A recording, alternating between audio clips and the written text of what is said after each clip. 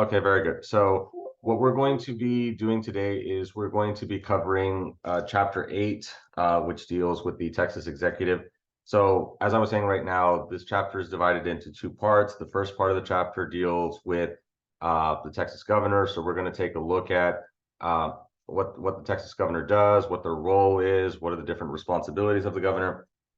And then the second part of the chapter is going to be dealing with the rest of the plural executive. Okay, so we're going to be taking a look at the rest of the other offices, such as the lieutenant governor, the attorney general. We've talked about some of these already in previous chapters.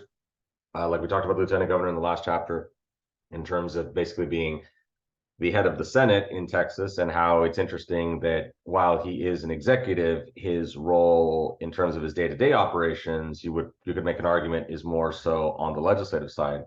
But yeah, so we're going to take a look at those other positions, such as the Attorney General, the Comptroller of Public Accounts. We're also going to take a look at Commissioner General Land Office, Agricultural Commissioner, the Texas Secretary of State. We'll also take a look at a couple of the two elected boards in Texas. We'll take a look at the two elected boards in Texas, which includes the Texas Railroad Commission, as well as the Texas State Board of Education. So we'll be taking a look at those as well. So, but that'll be more so on Wednesday, which hopefully the weather should be better on Wednesday. So I should be able to go by on Wednesday for you all. So, but yes, but today we're going to be focusing on the governor, the Texas governor. So let me go ahead and share my screen so we can get started. Okay, I know some of y'all are reconnecting here, so let me go ahead and do that right now here.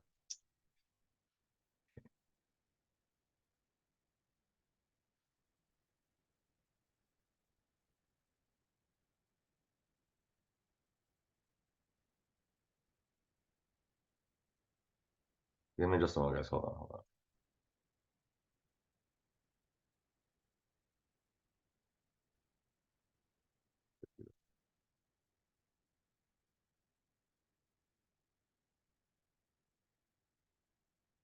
Okay, everyone. So you all should be able to see Chapter 8, which deals with the executive branch here in Texas.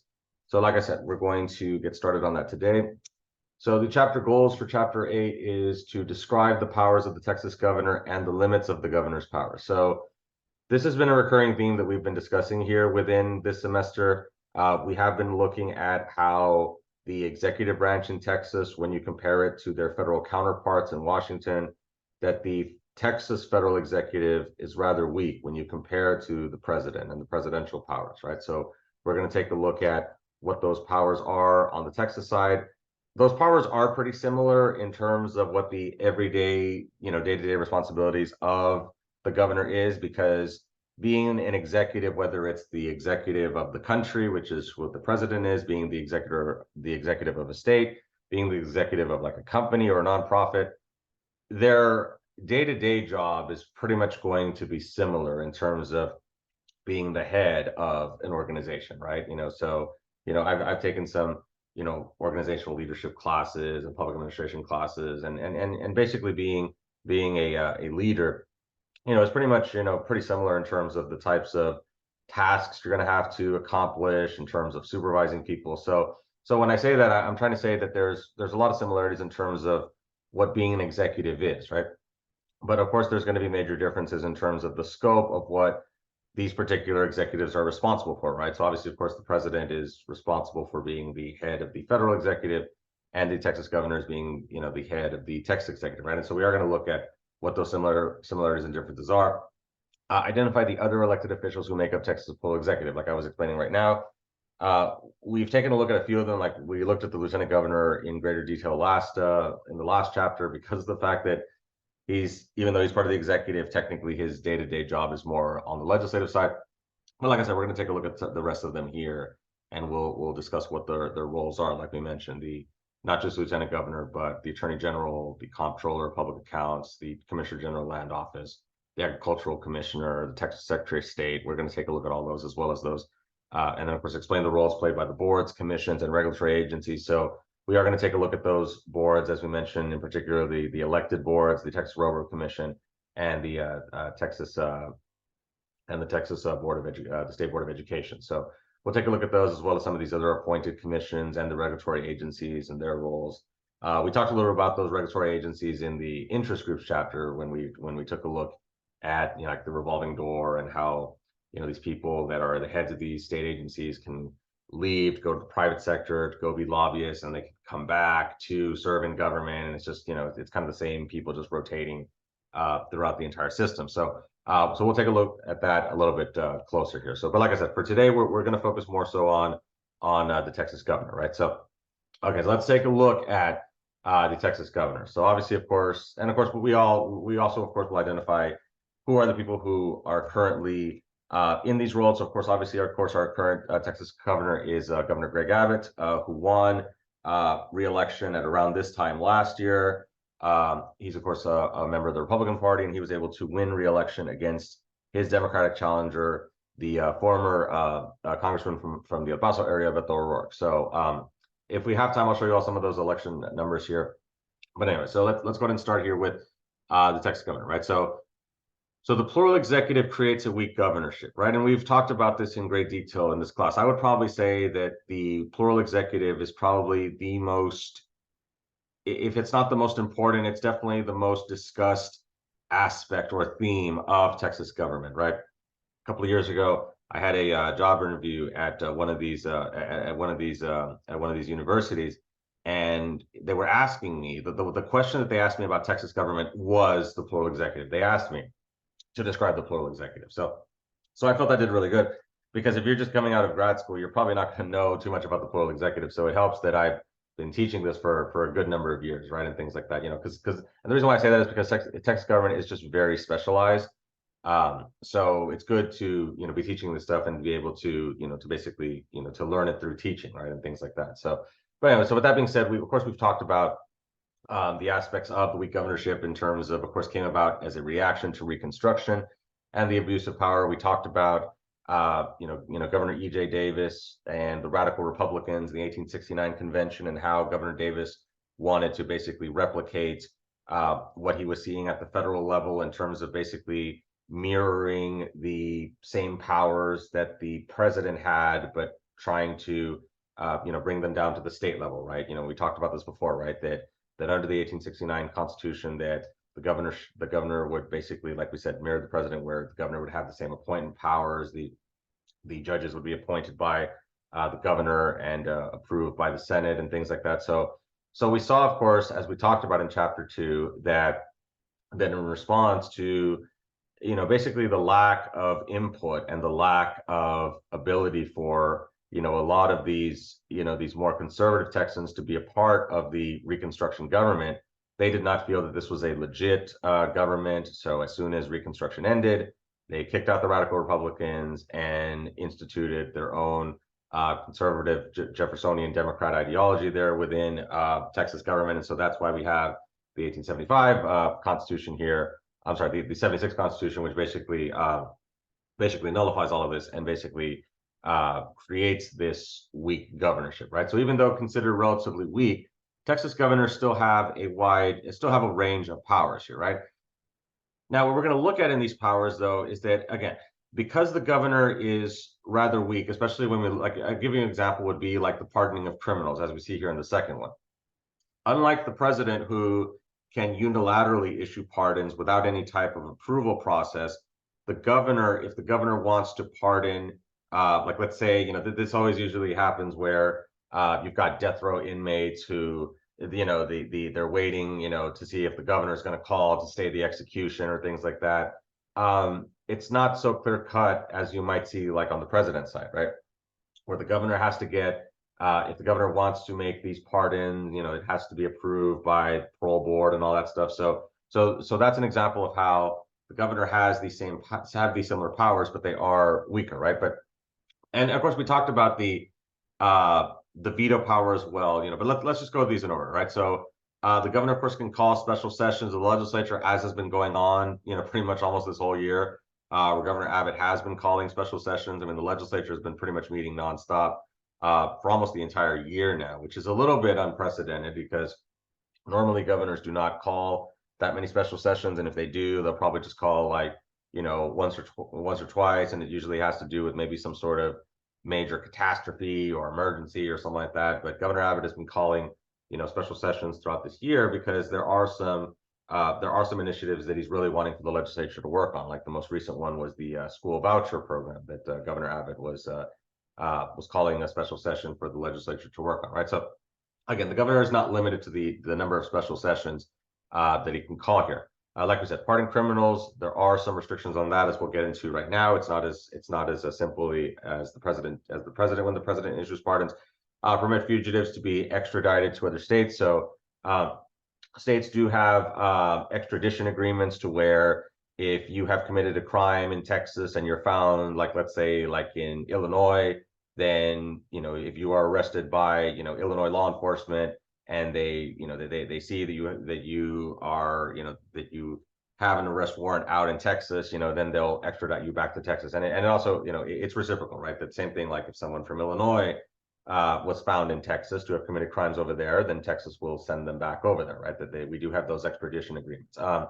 Appoint people to state governing boards and commissions. So the governor does have a pretty significant amount of power here when it comes to the number of appointments that the governor can make, because there's all kinds of these, I don't want to say random boards because they do serve a purpose, but they're very obscure boards, right? There's boards that people probably haven't heard of. They're very specialized. And so the governor can, make those appointment powers to those boards. One of the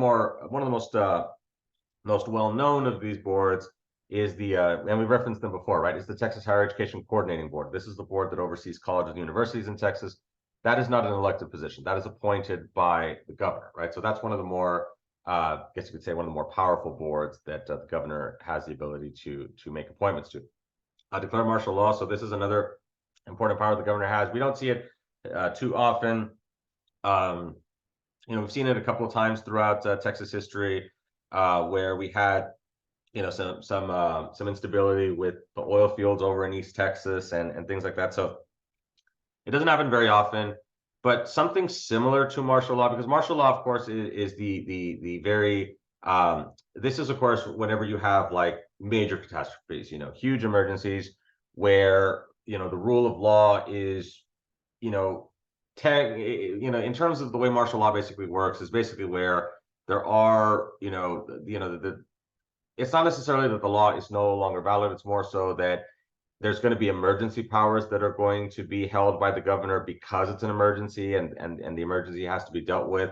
So this is where you're going to have the governor being able to engage in being able to send more, whether it's deploying the National Guard, as well as sending DPS, to assist with these major catastrophes.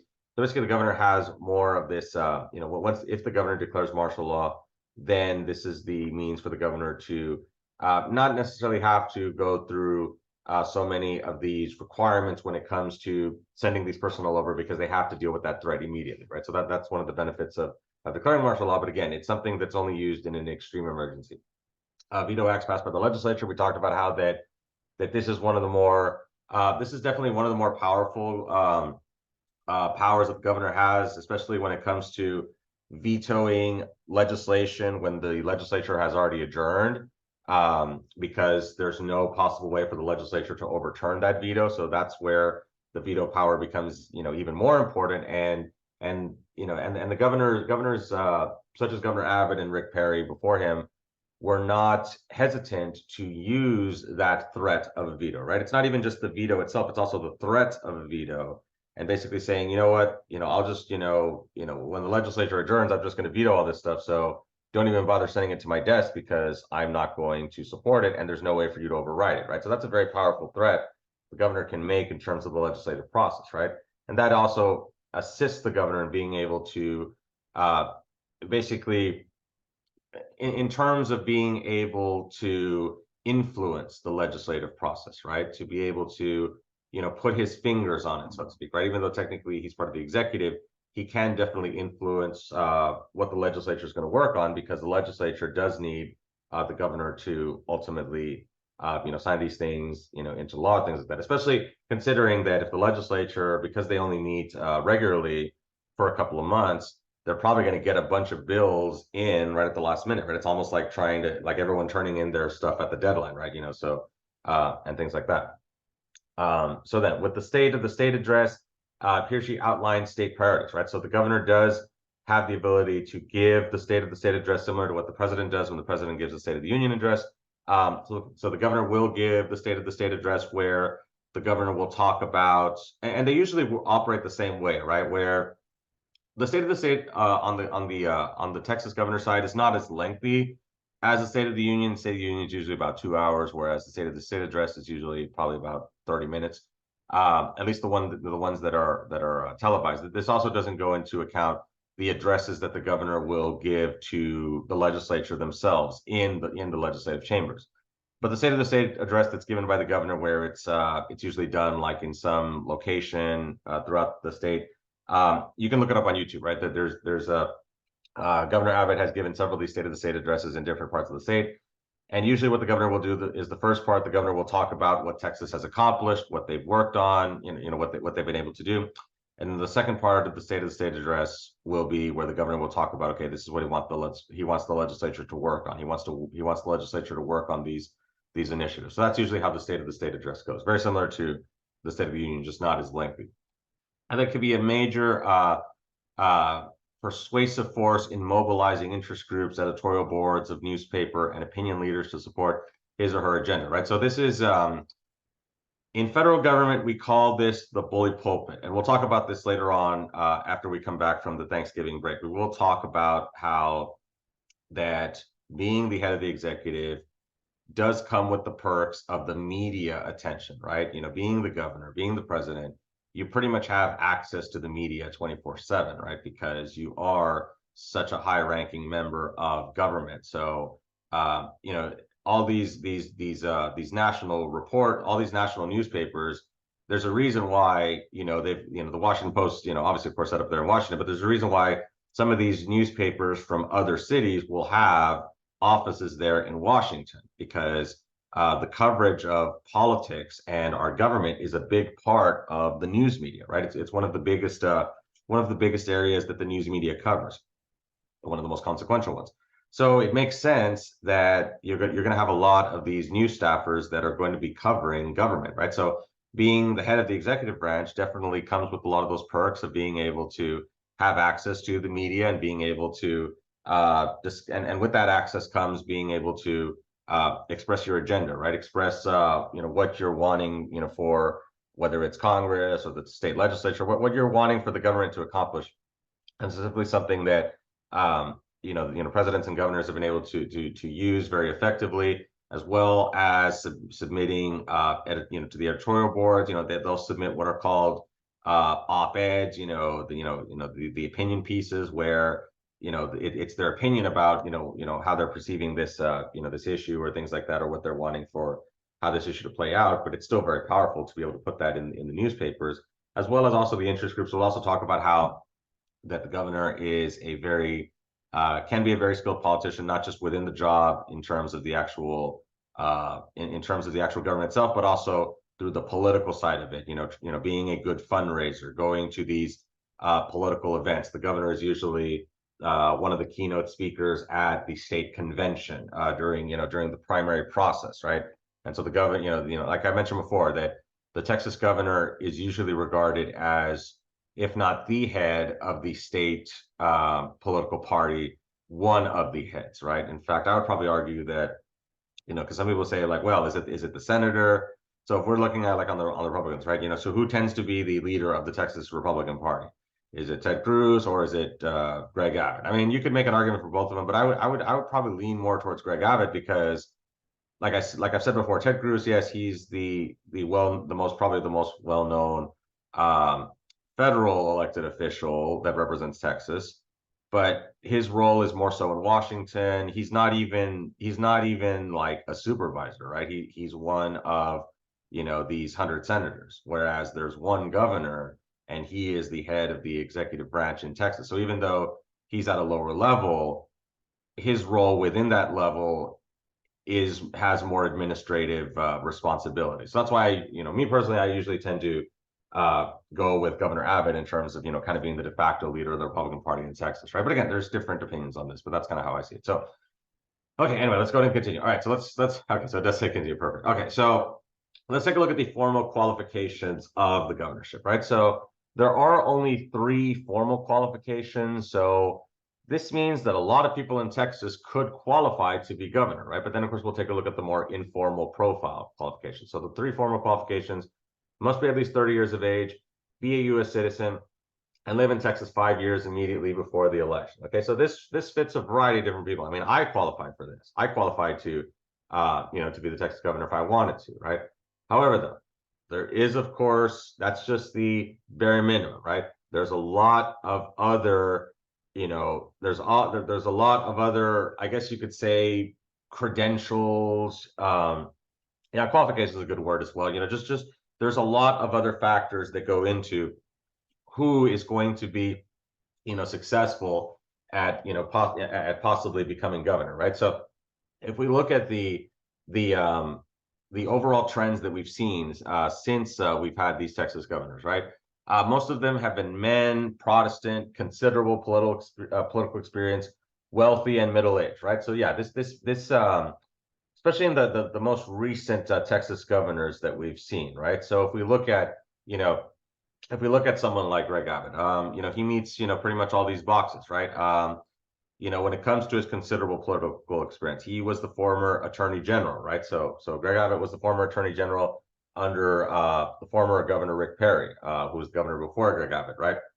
And of course, and if we look at people like Rick Perry, even George W. Bush before Rick Perry, right? Both of them were very wealthy, right? George W. Bush, obviously, of course, with his oil industry, was a former part owner of the Texas Rangers, and obviously, so he was able to use, his wealth and experience in order to catapult him to become governor and ultimately become president of the United States. And then with Rick Perry, him, being, a rancher, so that's where he was able to make his money. And so you see how, and you see, this is where you see all of these different factors that play into it, right? So if you're going to run for Texas governor, it probably doesn't hurt, to be wealthy, right? And to also have, this political experience, right? So obviously, of course, with Rick Perry, he was the current lieutenant governor at the time when George W. Bush ended up resigning the Texas governorship to go and become president, right? I think that's a pretty good reason to resign, right? To move up, to get a promotion, basically. So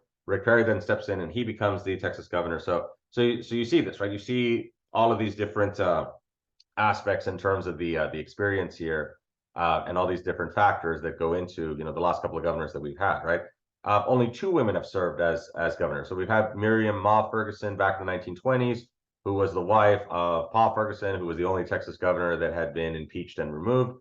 And then, of course, also more recently, we had Governor Ann Richards, who served in the late 80s into the early 90s, and she was governor before George W. Bush became governor. And also interestingly, that Governor Ann Richards was the last Democrat governor that we've had in Texas. Ever since then, it's been all Republicans. I mean, there's only been 3 of them since then. But yes, so we've only had 2 women serve as governor. It's mostly been all men. Access to money is important because it takes a lot of it to run. So yeah, we've talked about how, not just in this class, but also in our federal government class, that these political campaigns are just so incredibly expensive, because there's so many things that go into running a campaign, right? You need to run television ads on the internet, ads on YouTube. That costs a lot of money. You need to be able to fund the systems that allow for you to go and canvass voters. You have to be able to, that database of voters costs a lot of money, because they also have to update it too. The software to be able to pay for the phone banking, the calling of the calling of potential voters, right? To be able to pay your staffers, to, if let's say you're driving all across the state, you're gonna need money for gas, right? And to be able to set up events, some of those places are going to charge you. So it's just, there's a lot of money that goes into this, right? The health insurance also, to pay for the health insurance for your full-time staffers working on the campaigns. There's just a lot of this money that goes into these major races. And so, this can run you into the millions of dollars, right? In terms of, for these large races, and things like that. So obviously, of course, the ability to fundraise and having that network to be able to fundraise. And that's kind of where the previous political experience comes in, right? Because if you've already done this before, maybe not at that level, but if you've already done this before, then you're not going to have to build your your fundraising infrastructure from the ground up, right? Like, so like, let's say someone like, Beto O'Rourke, who ran for governor last year, right? So he had built up his campaign infrastructure when he ran for Senate in 2018. Right? I think that's where a lot of people and a lot of you all probably first heard about him, right? I was familiar with him. I knew he was the congressman out in the El Paso area, but I didn't really know too much about him. I'd seen him, conduct some news interviews, but it wasn't until he actually ran for the Senate in 2018 where he really started to gain momentum and ultimately, and sandwiched in between those two races, he also ran for president in 2020, although that race didn't go quite as far as some of these other two, right? But yeah, but the point is that because he's run 3 campaigns in the last 5 years, he doesn't have to rebuild all that campaigning and that fundraising infrastructure, right? So it does help to have that previous political experience. You don't have to create everything from scratch. It's kind of like when I'm teaching a new semester and I don't have to make new classes from scratch. I just copy them over. So it's nice, there's one that started today in the other college I'm teaching at. And it was very easy. It was just, transferring over. I did the syllabus in about 15 minutes. So it was really, so sometimes there's those comparisons and things like that. But yeah, so that's where we're at in terms of, the qualifications and who tends to run for governor, right? So, okay. And then of course, let's talk about the elections here. Of course, this is the listing of the governors that we've had since, since the institution of the current state constitution. So again, they're held in off years. So what we mean by that, of course, is that the governor's elections are not going to be held at the same time as the presidential election, right? So there are some states where they have their governor's race that coincides with the presidential election, but not in Texas. Texas is always going to have those off-year elections. So last year we had the governor's election. We're not going to have another one until 2026. So again, that's going to be in the middle of the next presidential term. That's going to start next year, right? Because next year we have the presidential election. So that's what we mean by that's why it's held in off years. Off years compared to the president. Turnout is relatively low. We talked before. I showed you all the numbers with the previous gubernatorial race in terms of so let me show you really quickly the just some of those numbers right now here. Let me stop the share. I want to show you all really quickly just the some of those numbers right here with the let me see with the let me show you right now the those numbers for the governor's race. I'm just going to show those to y'all really quickly just so that you all can see. Let's see, where is it? Okay, so I just want for y'all to see just this really quickly. So, okay, so this is the Texas governor election results from the last election that was held this time a year ago. So Governor Greg Abbott, of course, he wins re-election. I would say pretty handily here. So he defeats Beto O'Rourke by almost about 1 million votes. So he wins, 55 to 44, which is not all that. That's kind of where we're at in terms of Republican support versus Democrat support in Texas, especially when you look at like the Texas legislature. It's probably about that, 55, 45, things like that. So, and of course, as you can see, Governor Abbott, of course, did very well in the rural parts of the state, pretty much, sweeping almost all the rural areas. Now, of course, keep in mind that there's not too many people that live in these rural areas. So if we go to some of these counties, like if we look at Cherokee County, or even more so like in the Panhandle, look, nobody really lives up here in the Panhandle, right? So even though Governor Abbott wins these places handily, there's not too many people that are living, right? The only major cities in the Panhandle is Lubbock, where's Lubbock? Lubbock County, and over here in Potter County, which is where Amarillo's at. So right. So not too many too many of these other than those major communities. But you see how those areas are very, very red. And this is something that I've definitely tried to research about, is that Republicans do very, very well in the rural areas. And the Democrats, they win the urban areas, right? But they don't win them overwhelmingly like the Republicans win the rural areas, right? So if we go to some of these, notice how there's not too many very bright blue counties, but there's a lot more bright red counties, right? So that's just something that I've been trying to, do some research on. But yeah, so again, but obviously, of course, Democrats are going to do they're going to win the urban areas like Harris County, which is Houston, Travis County over here, Austin, Dallas as well. But Fort Worth went to Fort Worth is interesting because Fort Worth is kind of the more conservative part of the Metroplex. So Tarrant County went for Abbott. Montgomery County, which is where the Woodlands are, that's also a very conservative area, even though it's just outside of Houston. and things like that. And of course, down here, still winning, South Texas, but again, and Zapata County's been interesting. They've been trending towards Republican. And McMullen County, yeah, that's pretty conservative. But again, just keep in mind that there's not too many people that live out there, right? So, but yeah, I just want to show you all those results really quickly. So let me go ahead and stop the share and let's go back to the PowerPoint here. Okay, all right. And so, turnout is relatively low. Like we mentioned before, I showed you all, the numbers there from the Secretary of State's office, how that the presidential election, this last presidential election was able to get about, 2/3 voters, about 60, 67%. But these, the Texas governor's elections don't get as much turnout. Now, there was more turnout for this past one, right? I think we saw it was probably about like 53% or something like that. But still, that's still almost half the registered voters in the state not voting in the governor's race. And then the 2018 governor's race, where Greg Abbott defeated Lupe Valdez, that one had even less voter turnout, right? In fact, you can make an argument that more people were turning out because of the Senate race between Beto O'Rourke and Ted Cruz, and the governor's race was kind of a little bit of an afterthought, so to speak, and things like that. But okay, anyway, with that being said, of course, term of office, 4-year term since 1974. So before, so before governors would have, they used to have 2-year terms, but now we have the 4-year terms here. And like we said, in the last, ever since, Ann Richards lost the governorship here in 95, since 1995, we've only had 3 governors since then, right? Whereas before, throughout Texas history, we had, a lot of turnover, right? So we had a lot of turnover when it came to these elections here. Like we said, James Ferguson, Paul Ferguson, of course, remember he was impeached and removed, and then we had Ma Ferguson, who served, twice here in the Texas in the Texas governorship. So also keep in mind that there are no term limits for governors as well. And I think it's going to talk about that here a little bit right now here. So let's go ahead and continue here. Okay, all right. So let's talk about this here, right? So, okay, so let's continue with the governor. Okay, so campaigns. So campaigns have become lengthy.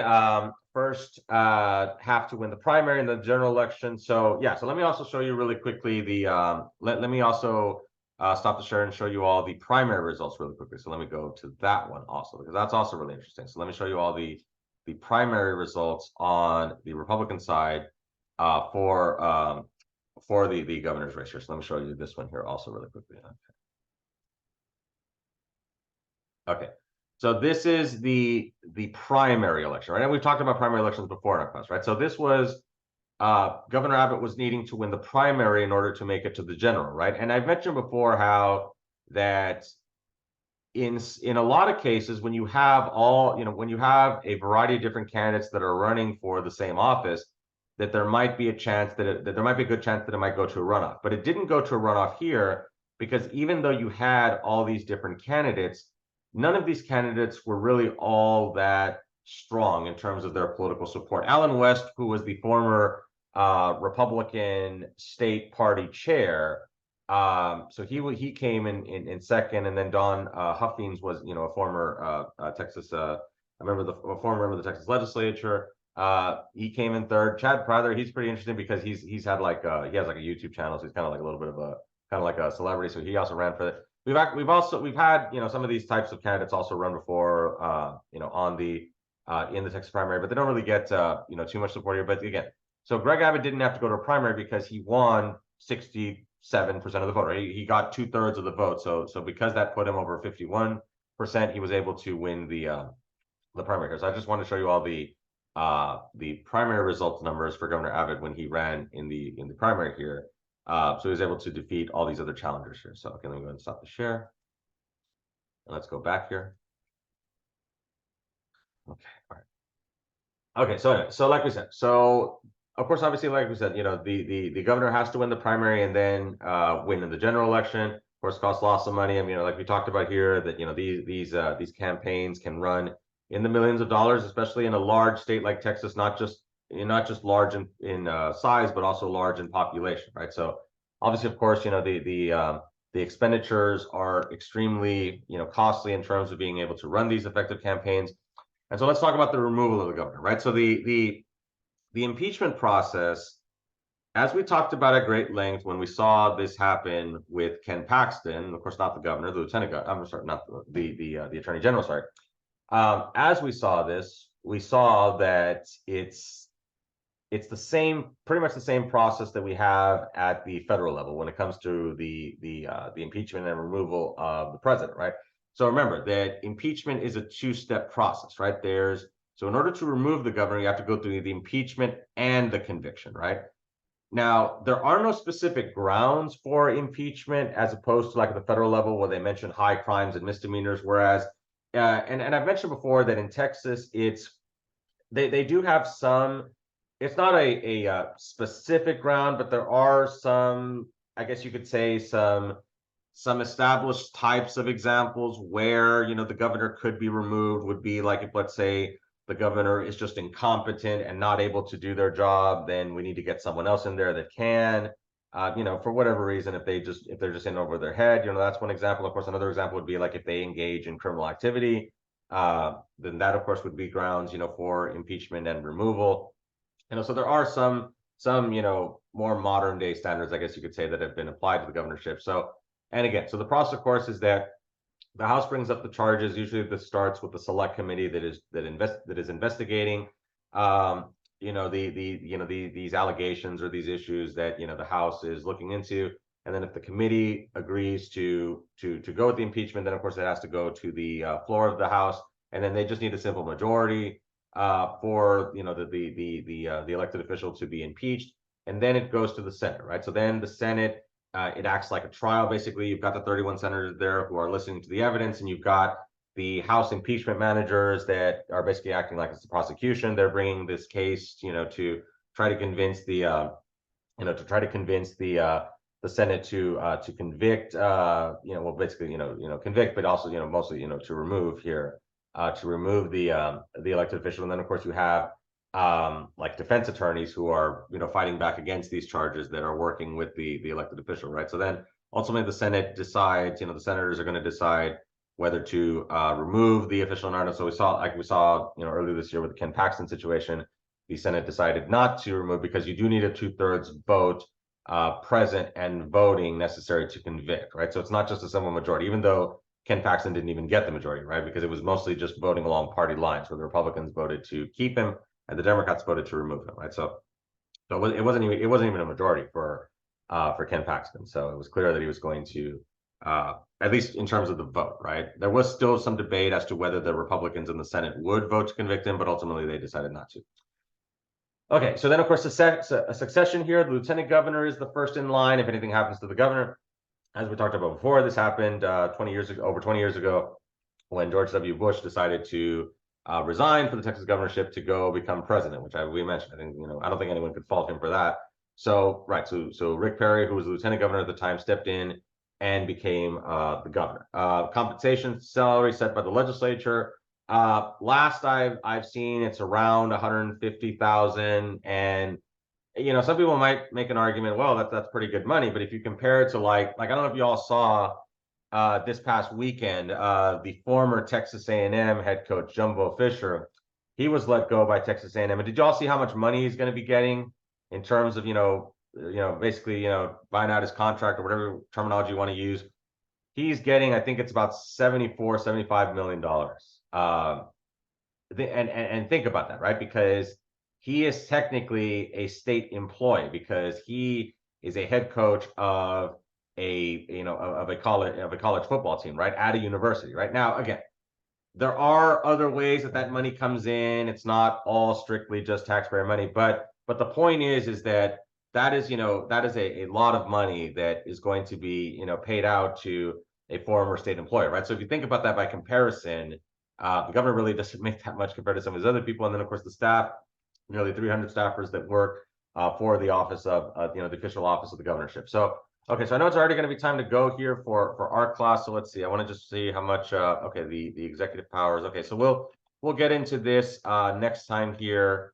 Yeah, we'll get into this, and then we'll talk about the plural executive. So we'll see if we finish this next time. If not, then that's fine. We'll try our best. But yeah, we're gonna stop here. So we'll stop here, and then we'll go ahead and let me go ahead and stop here. So let me go ahead and stop the record here.